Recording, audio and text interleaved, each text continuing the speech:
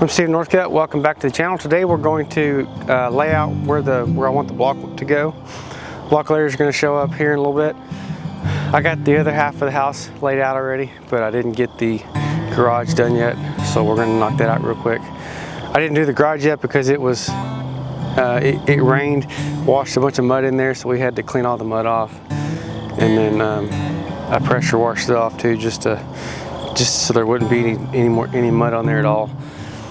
And so I had to let that dry before I could chalk some lines on it. So it's still a little bit dirty, but we're gonna go ahead and mark it out. Jason's bringing a load of brick sand here in just a little bit. And then the block layers should be here too. So I got the block, I got about half of it staged on the other side already.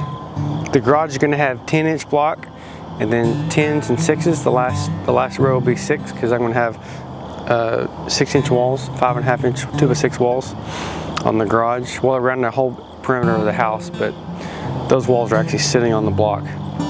So I'm going to go ahead and do 6-inch here. The rest of it we'll just do 8s and 4s like we normally do. So we're going to get this laid out, and then hopefully the block layers get here pretty quick. Okay, so since the garage we did not excavate it out, it's making it harder to lay out because we get all this dirt in the way. So we set the Stabila layout station. We set it up on the back of the basement wall, but that wall is it's like 65 foot long. So we're using that back wall. That's what we're squaring everything off of. And so I set it up. I get it zeroed in on that back wall, and it shoots me a perfect 90 degrees this way. And then what I did was, where the garage is on the house, it's kind of offset a little bit, so it doesn't have to be an exact measurement. Since it's my house, I can kind of change it if I want to a little bit. So what I did, but basically I just centered it in the footers, it was really close, but just to peace of mind, I just went ahead and just centered that block right on top of the footer. And so then I'm taking that. So once we got a square line transferred from the laser this way, kind of in the middle of the garage, we had something to measure each way off of. We had a control line.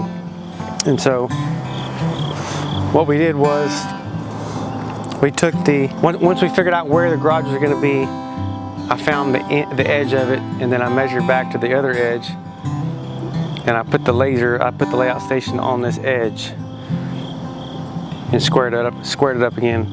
And then now we know we can get something all the way across here.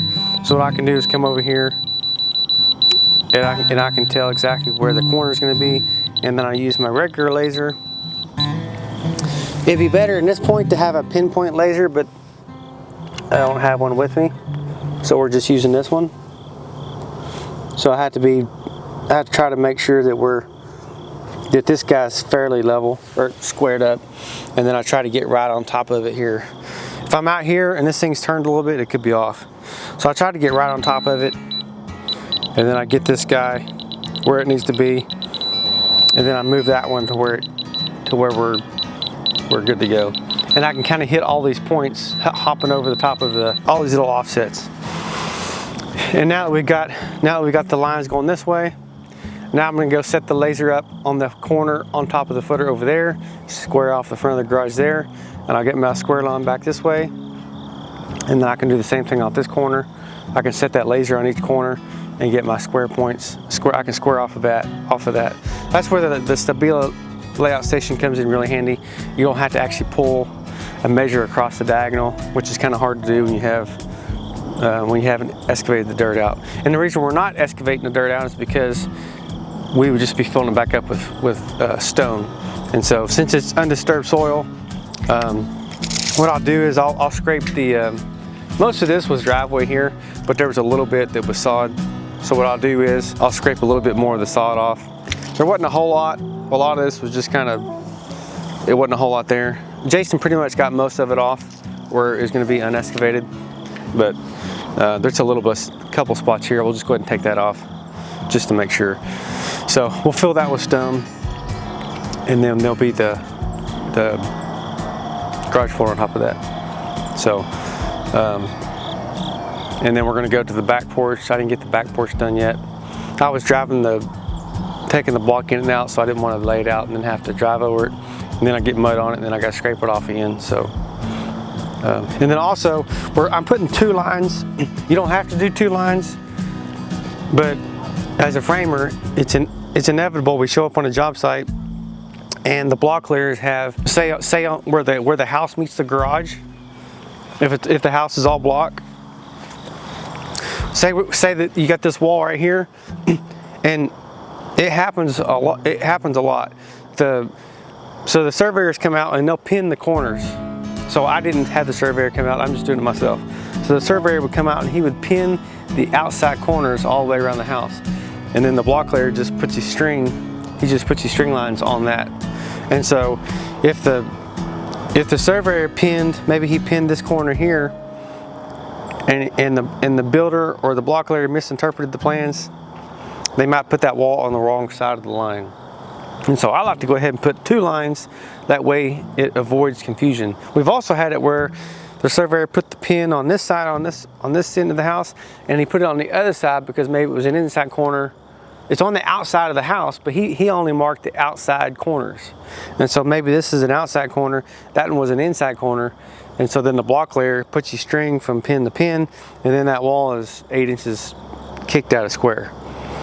And so that's happened multiple times, and they, of course, usually we catch it, or the block layer catches it and he goes and corrects it, or the builder catches it. But there has been times where the foundation's all been in, the garage floor's been poured, and we show up and that thing is 8 inches out of square, and then you got to try to, then you try to have to deal with it then, which is always a pain. So I like to chalk 2 lines. That way there's no, I try to lessen the amount of confusion that would be on the job site, because sometimes the block layer might just send guys out there, maybe the boss isn't there, and so he just says, hey, just start laying block, it's already marked. And so I just try to minimize the amount of thinking that has to be done where there could be a mistake made. I try to think through that stuff. Same way on a framing job site, when I'm laying out, I try to think through everything in front of the guys to make sure that they don't make a mistake. And I try to train the lead guys to where they do the same thing for the guys underneath them. So if you're always thinking about the next guy that's going to be behind you, the job's going to go a whole lot better. So I'm always trying to think about, as I'm bidding jobs, trying to set things up, set the bid up, or set the budget up to where it's going to work good for the guys. You know, if you have a really tight budget, it puts more pressure on the guys, and so you don't want them just blowing through a job and not taking time to think through stuff. So anyway, so we're going to get the rest of this laid out, and then hopefully Jason just dropped off the sand, and so it's 8 o'clock. Hopefully the block layer will be here soon. I kind of wanted to be here when he showed up so I could make sure he understood where the 10-inch block was going, where the 8-inch block was going, and that sort of thing. So, and I got to move some more block around. So we'll get this laid out.